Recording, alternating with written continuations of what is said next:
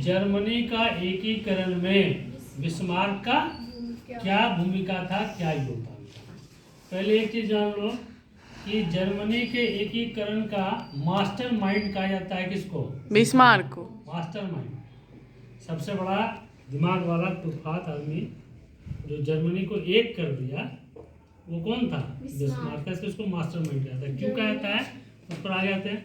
देखो जर्मनी का यही नक्शा है ना, लगभग अपना बिहार से थोड़ा बहुत मिलता जुलता है, पुराना बिहार से।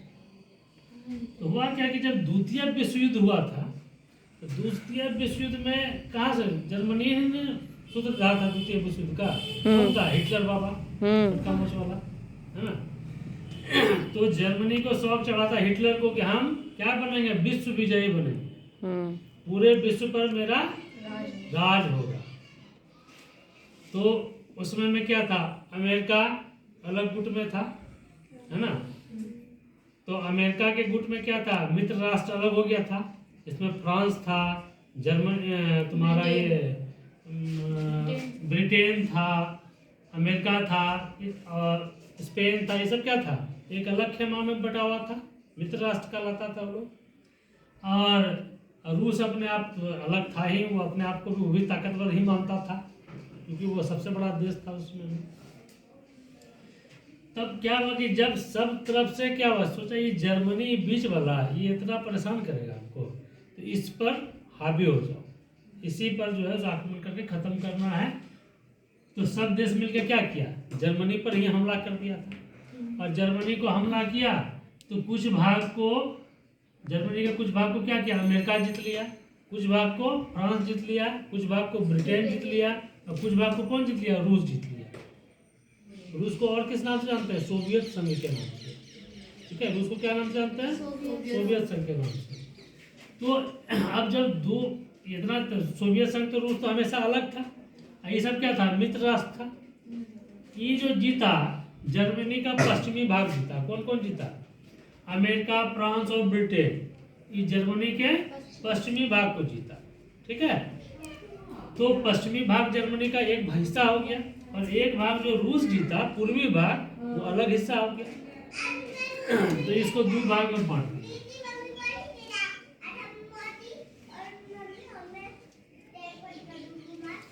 ये ऐसे नहीं, ये ऐसे बटा था, इस तरह से ऐसे करके बटा दिया। ठीक है, एक पश्चिम एक पूरब। ठीक है, बांट दिया। ये भाग मान लो चला गया अमेरिका वाला हिस्सा में, एक भाग चला गया रूस वाला हिस्सा। रूस वाला हिस्सा में। तो ऊपर क्या है? पश्चिम, नीचे है पूर्व। ठीक है, ये पूर्वी भाग है, ये पश्चिमी भाग है। तो ये कब हुआ? द्वितीय विश्व युद्ध के बाद। द्वितीय विश्व युद्ध कब समाप्त हुआ था? 1949 ईस्वी में। 1949 ईस्वी में जर्मनी को दो भागों में विभक्त कर दिया, विभक्त हो गया। एक भाग था अमेरिका, फ्रांस और ब्रिटेन का। ठीक है, और दूसरा भाग था क्या? रूस वाला भाग। एक भाग पश्चिमी भाग अलग और पूर्वी भाग अलग। दो भागों में जर्मनी का विभाजन हो गया। जब जर्मनी का विभाजन हो गया तो जर्मनी क्या हो गया? कमजोर हो गया। अब क्यों विभाजित किया? इसके पीछे भी कारण था। एक भाग में था रासायनिक क्षेत्र से भरा हुआ क्षेत्र। ठीक है, एक भाग में क्या था? रासायनिक क्षेत्र से भरा हुआ क्षेत्र था। सॉरी, ये उल्टा हमसे लिखा गया। ये होगा तुम्हारा पश्चिम और ये होगा पूरब। ठीक है, ये रूस वाला भाग में चला गया था, रूस में। ठीक है, और ये था ब्रिटेन और फ्रांस हो गई। फ्रांस, अमेरिका जो भी हो वो इसका हिस्सा है। ठीक है, तो अब उसी बीच में क्या हुआ कि पूर्वी जर्मनी का आदमी पश्चिमी जर्मनी में आ गया, अब पश्चिम जर्मनी का आदमी पूर्वी जर्मनी में आया। यहाँ क्या था? बर्लिन है ना, बर्लिन क्योंकि राजधानी क्षेत्र था ये। अभी आज का राजधानी कहाँ है? जर्मनी का बर्लिन है।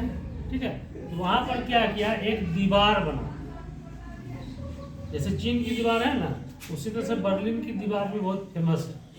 ठीक है, वहाँ दीवार बना दिया कि पूर्व का जर्मनी का आदमी पश्चिम में न जा सके और पश्चिम जर्मनी का आदमी पूर्व जर्मनी में नहीं जा सके। ठीक है, एक क्या किया, दीवार बना दिया। उस दीवार का नाम क्या रखा गया, बर्लिन की दीवार। बर्लिन की दीवार। ये कब बना, 1961। 1989 ईस्वी। 1961 ईस्वी। कब बना, 1961 ईस्वी। हाँ, लेकिन जब बिस्मार्क द्वारा प्रयास किया गया और जर्मनी का एकीकरण हुआ, यानी कि दोनों जर्मनी मिल गया, पूर्वी जर्मनी और पश्चिमी जर्मनी जब मिल गया, तब ये जो बर्लिन का जो दीवार था ना, वो 1989 ईस्वी में इसको गिरा दिया गया, ढा दिया गया। जब मिलिया गया तो तोड़ो दीवार को। पूर्व जर्मनी का आदमी और पश्चिम जर्मनी का आदमी एक, दोनों जर्मनी मिलके हो गया संपूर्ण जर्मनी। ठीक है, इस प्रकार से जर्मनी का एकीकरण हुआ। अब जर्मनी के एकीकरण में बिस्मार्क का क्या रोल? पहला तो हो गया कि जर्मनी बटा कैसे, क्यों दो भाग में बट गया। ठीक है, और फिर जर्मनी को एकीकरण कैसे हुआ, फिर दोनों जर्मनी को, पूर्वी जर्मनी और पश्चिमी जर्मनी को आपस में कैसे मिलाया गया। तो पहला था कि बिस्मार्क जो है, बिस्मार्क का पूरा नाम था ओटो वन बिस्मार्क। ठीक है, ओटो वन बिस्मार्क। ठीक है, ओटो वन बिस्मार्क। और यह जो था पर्सिया का पहला चांसलर था। कहाँ का चांसलर था, पर्सिया का। पर्सिया का चांसलर था। ठीक है, और पर्सिया जो है, अब पर्सिया था तो सोचा कि भाई अभी जब जर्मनी दो भाग में बटा हुआ था और इसके अंदर तो जर्मनी के प्रति प्रेम था। ठीक है, तो ये सोचा कि जब तक जर्मनी दो भागों में बटा हुआ है, वह यूरोप में एक शक्ति के रूप में कभी भी स्थापित नहीं हो सकता, क्योंकि उसको ऐसे तोड़ा गया है कि खनिज भाग एक जगह है, अब बुद्धिमान एक जगह है, दोनों आपस में कोई मेल ही नहीं है। तो यहाँ से खनिज लूट के ले जाएगा कौन, ब्रिटेन ले जाएगा, अमेरिका ले जाएगा, फ्रांस ले जाएगा और अपना काम करेगा। ये तो इसका जो आदमी है उसका यूज कौन करेगा, रूस करेगा। तो जर्मनी का तो कोई अस्तित्व रहा नहीं, और जर्मनी जब तक एक नहीं होगा तब तक ये दोनों के चंगुल से छूटेगा नहीं। जो बिस्मार्क था बड़ा एकदम टेक्निकल आदमी था, एकदम सोचने वाला आदमी था। हर जैसे चाणक्य था ना भारत में, कहता है ना ये चाणक्य नीति, जैसे चाणक्य था वैसे यूरोप में जर्मनी में बिस्मार्क था। बिस्मार्क को यूरोप का चाणक्य भी कहा जा सकता है। ठीक है, तो ये अपने सूझबूझ के से जर्मनी का एकीकरण का प्रयास करने लगा। तो पर्सिया का चूंकि यह पहला चांसलर बना, तो पर्सिया का जो सेना है इसके कंट्रोल में आ गया, और वहाँ का जो शासन व्यवस्था है, जो प्रशासन है, वो क्या है, इसी के कंट्रोल में आ गया। तो ये क्या कि पर्सिया के सेना और शासन व्यवस्था के सहयोग लेकर के क्या किया कि ऑस्ट्रिया, डेनमार्क और फ्रांस जो तीनों राज्य है, ऑस्ट्रिया देश उस समय बताया था ना कि ऑस्ट्रिया उस समय का सबसे ताकतवर देश, समृद्ध देश माना था, ये ऑस्ट्रिया पर आक्रमण कर दिया, डेनमार्क पे भी आक्रमण किया, फ्रांस पर भी आक्रमण किया, तीनों से क्या किया, युद्ध किया, युद्ध लड़के जीत गया। 3 बार युद्ध लड़के जीत गया। ठीक है, तीनों से क्या किया, युद्ध लड़ा और ये जीत गया। तो देखा यूरोप वाला आदमी सब, अरे बाप रे बाप, ये तो ऑस्ट्रिया को हरा दिया, डेनमार्क को हरा दिया, फ्रांस जैसा देश को हरा दिया। इसका मतलब आदमी में ताकत है, सूझबूझ है। तो बिस्मार्क बहुत चतुराई से लड़ाई भी लड़ता था, और ये जो लड़ाई लड़ता था ना, क्या करता था, अपने बुद्धिमत्ता से, अपनी कूटनीति से वहाँ के उस देश के सैनिक और समर्थक को अपने मिला लेता था। ठीक है, और ये छापेमार टाइप का युद्ध जारी लड़ता था। ठीक है, तो क्या करता था, जाता था वहाँ जाकर के फ्रांस गया, वहाँ जो फ्रांस के जो विरोधी लोग रहते थे उससे मिल गया, इसके जैसा विचार वाला लोगों से मिल गया। वो क्या किया, उस लोगों को अपने में मिला लिया, कुछ वहाँ के सैनिक को भी अपने में मिला लिया, उसको जाकर आक्रमण कर दिया। तो अंदर में तो उसका फिट हो गई है कि आदमी बाहर से भी आक्रमण कर दिया तो जीत गए। ये इसका कूटनीति था। इसलिए कहा जाता है कि बिस्मार्क जो है अपने कूटनीतिक समझबूझ और लौह एवं रक्त की नीति, लौह एवं रक्त की नीति यानी कि हथियार, ठीक है, और हथियार और हत्या दोनों का नीति अपना करके जर्मनी का एकीकरण किया। वो क्या करता था कि चुपके से गया, अपना आदमी फिट किया वहाँ पर, फ्रांस का कोई है राजा या फ्रांस का कोई सेनापति है, वो ताकतवर आदमी है, उसको मरवा दिया, उसको जहर दे के मरवा दिया, किसी से मरवा दिया, कोई सेट कर दिया शूटर, उससे मरवा दिया, वही साहब कमज़ोर हो गया। और उसके बाद आक्रमण कर दिया, एकदम खुले आम तलवार लेकर के, तलवार बंदूक तोप से उसको सेट किया। तो लौ एवं रक्त की नीति अपना करके क्या किया, उसको सहयोग में लिया जर्मनी का एकीकरण करने के लिए। और फिर क्या किया कि लोगों में भय और क्या था, और जो यूरोपीय देश था उसमें यह भय व्याप्त था, यदि जिस दिन जर्मनी का एकीकरण हो जाएगा, दोनों जर्मनी एक हो जाएगा, तो फिर हिटलर के जैसा ही कोई नया हिटलर इसमें आ जाएगा और ये फिर पुनः विश्व विजय पर निकलेगा।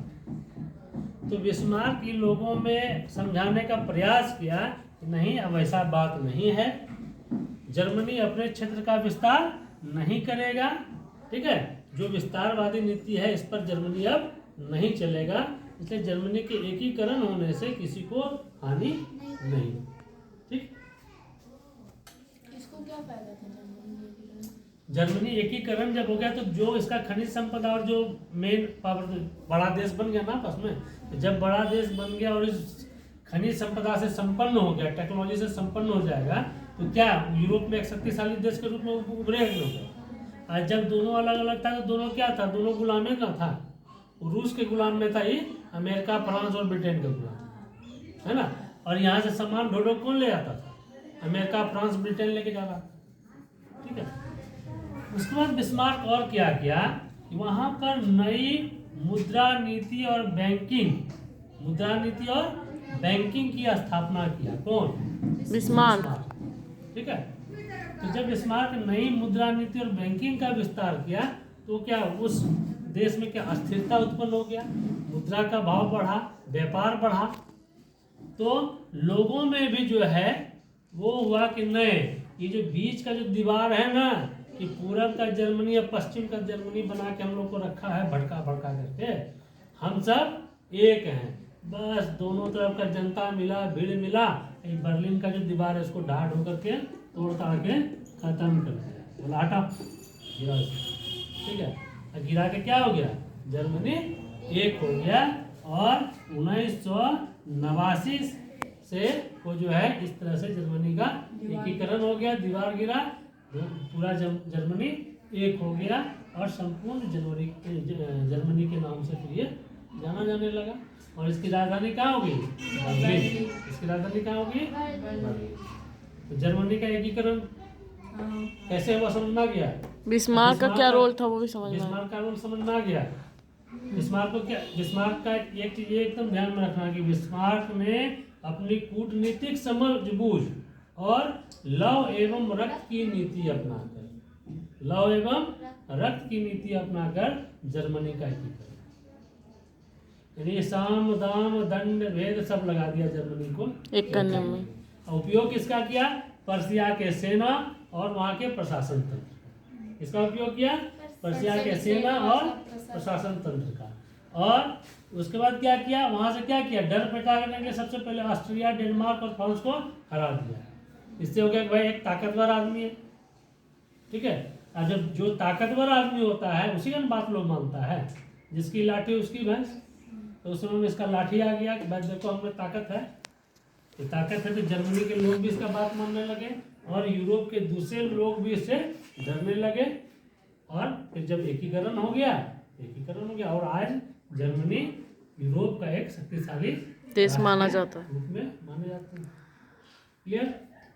अब ऑब्जेक्टिव यही से द्वितीय विश्व युद्ध कब हुआ, द्वितीय विश्व युद्ध कब समाप्त हुआ, हाँ सर 1949। जर्मनी का विभाजन कब हुआ, 1949। ठीक है। बर्लिन की दीवार कब बनाई गई, 1961। बर्लिन का दीवार कब गिरा, 1989। ठीक है, 1989, ठीक है। बिस्मार्क ने कौन सी जर्मनी के एकीकरण के लिए कौन सी नीति अपनाई, रक्त की नीति अपनाई, ये जो उसमें रहेगा लॉ एवं रक्त की नीति, ठीक है, लॉ एवं रक्त की नीति अपनाई। जर्मनी के एकीकरण के लिए कौन उत्तरदायी कौन? जर्मनी को कितने भागों में बांटा गया? दो। दो भागों में। पूर्वी पूर्व और भाग पश्चिम। पश्चिमी भाग। जो पश्चिमी भाग था वो किसके अधीन था? ब्रिटेन, फ्रांस और अमेरिका। पूर्वी भाग किसके अधीन था? रूस। रूस के अधीन। हो गया ना ऑब्जेक्टिव।